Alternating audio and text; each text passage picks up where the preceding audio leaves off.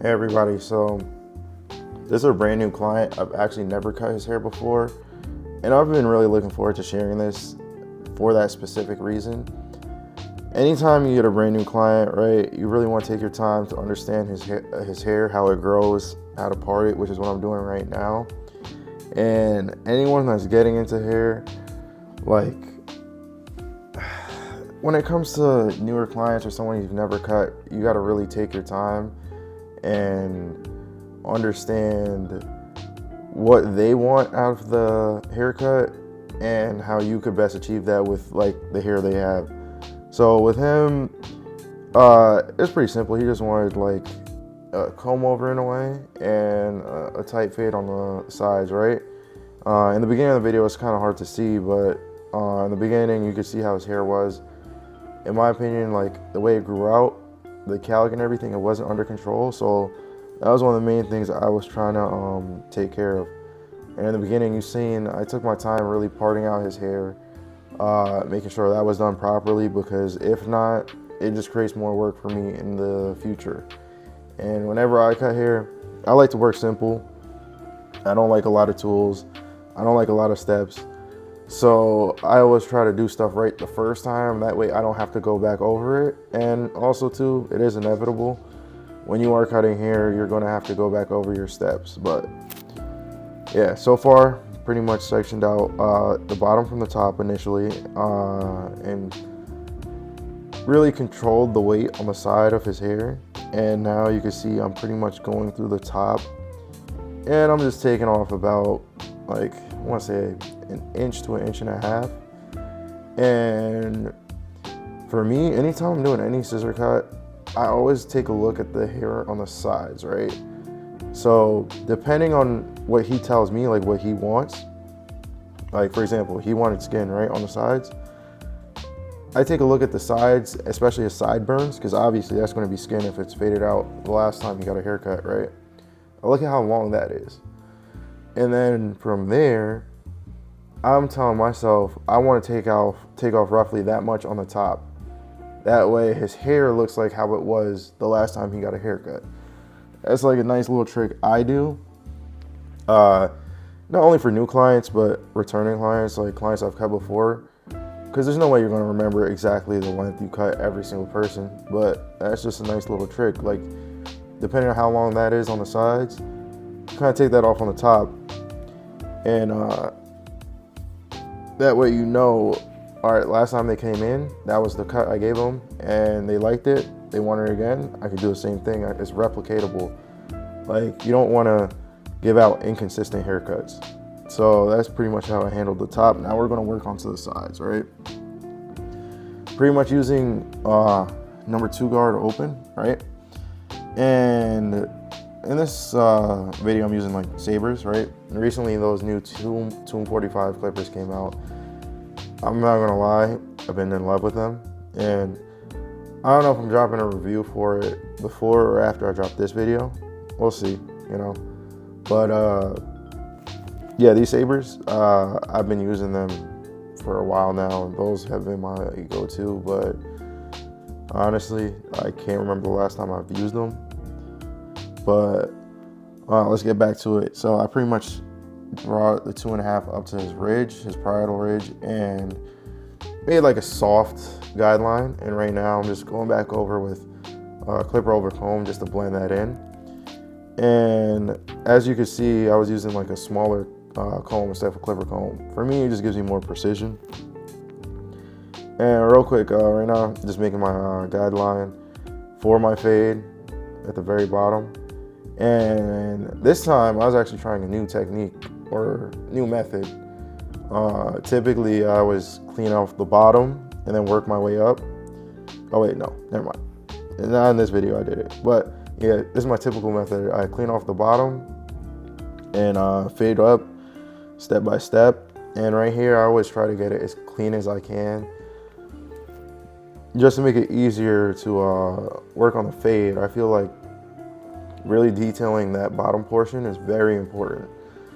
And like with me in hair, I look at it like the lower you go in guards, right, the more detail you're able to see, the more see-through that hair is. So all those small imperfections are a lot more noticeable. So I would really like to take my time on that. You can see like I'm making sure I'm trying to get every grain of hair. That way everything's smooth, everything's even. And this just goes a long way. Like I said, try to do things right the first time. That way I don't have to go back and redo it. Saves me time. And here I'm just using my foil shaver, just getting a little bit tighter, right? And this isn't in fast motion or faster speed, but you know what I mean? I'm very careful with how I use it just because you could easily raise your fade if you're not careful with it. So I'm very mindful of how I do it. And if you notice in the beginning, I'm kind of, bringing the foil shaver down and then going back into it upwards. That just helps me blend out those, like I would say micro guides together, micro guidelines, instead of, just balding him out completely and trying my best not to raise it.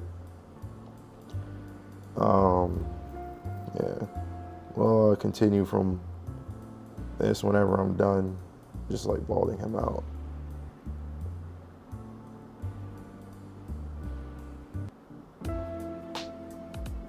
Oh, another thing I just thought of too. If you guys don't wear gloves, I highly recommend it. Started to pick that up like, I want to say a year or two ago. Definitely don't regret it. At first, I didn't like it just because like you don't have as much grip or control over the clipper trimmers when you're using it because of the, the gloves. There's less like grip. Your fingers clearly have more grip than a glove would. It's a smoother surface. But I'm also going to mention this in the review, or I already mentioned this in the review, depending on when this drops. But those new 245 clippers, they have grips built in them, like rubber grips. So even though I'm wearing gloves, it still feels comfortable. Still feels like not as good as it would if I'm holding it with my hand, but close enough. The best thing I've felt since I've been wearing gloves. But getting back to the haircut tutorial, right now I just made my second guide with the blade open. Right now I'm just blending it out. Start with it closed, slowly open it up, and for me, I try not to pay attention to the numbers when it comes to fading, if I'm being honest. Like, yeah, they're guides, but at the end of the day, like, no one's head is completely flat or smooth. So you really have to pay attention to what you're doing and how, like, you're affecting the actual fade itself. You know what I mean? Numbers are a good reference, but with numbers, your haircuts become cookie cutter, in my opinion. Like, you focus on that all the time. You try to fit everyone inside this box, and some people may fit, some people may not. If you're a little bit more free thinking with how you're fading, and seeing the guards is more of like a true guideline, like, with guidelines, they're meant to give you some structure, but you could step out of it. It's just a guide. You know what I mean? But yeah, I'm pretty much going through this panel. And I'd say everything below the blade open, I kind of spend the most amount of time doing that. Once I know I'm into like the one open, to be honest with you, I'm like, yeah, the fade's almost done at that point, The last part to me is like what I'm doing right now, using the half guard to blend in that half line with the one open. And then after that, I'm looking at it like I'm just blending into darkness at that point. Like the darker, heavier portion of the fade where the hair is a lot thicker. And also too, this is a brand new client. Like, I've never cut his hair. I have no idea how it fades or anything like that.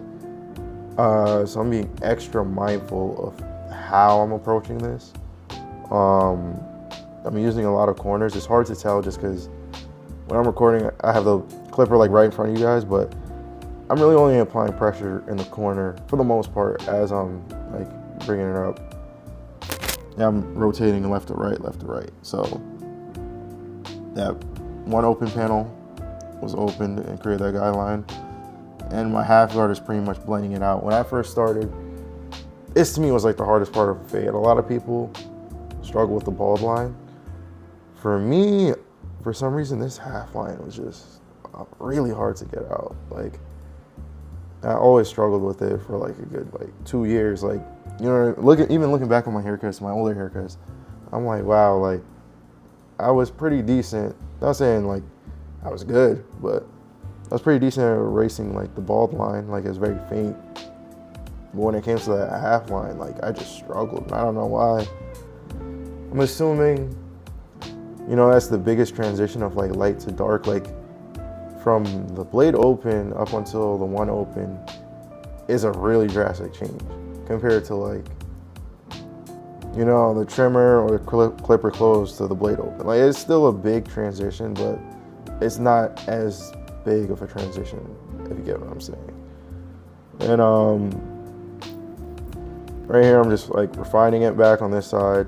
But here, look, I come back in with my 1.5 guard open. That basically blends into the 2 open that I did earlier. But at the end of the day, I know I have to refine it. So I just kind of try to get it as best as I can, like blended wise, into the top. And that clipper over comb helps me get that or achieve that look.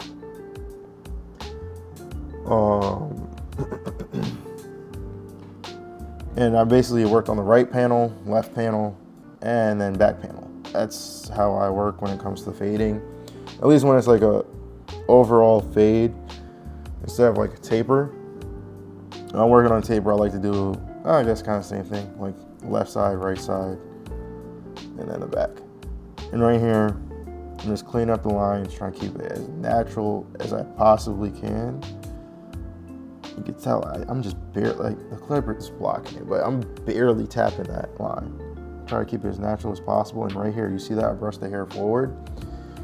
And yep, just get the little flyaway hairs and try to make it as natural as I can. Right there, yep. Because at the end of the day, right, when your haircut grows out, like for me, right, when I look at a client that has came back to me after like a week or two, and I see the hairline and I see the new growth, like, I don't know, it just bothers me. So for me, I would sacrifice the line being really, really like sharp and pronounced just to keep that natural look. You know, that's just me. If a client says, oh, can you make it a little bit sharper, or, you know, whatever the case is, like at that point, it's up to them. That's just how they prefer it. And also too, you know, when it comes to this razor, I feel like that really cleans up the haircut and brings it together. Like, look at that thing afterwards. And also too, like at the bottom of my fades, I use the razor just to clean up a little bit of excess towards the bottom. It might be a placebo effect. It might not make a huge difference, but to me, like, I don't know. Every time I do it, I feel like the blend just connects a lot better overall. And you can see I'm just stretching the skin using my razor, trying to get every little grain of hair I can. And now I'm just like styling his hair.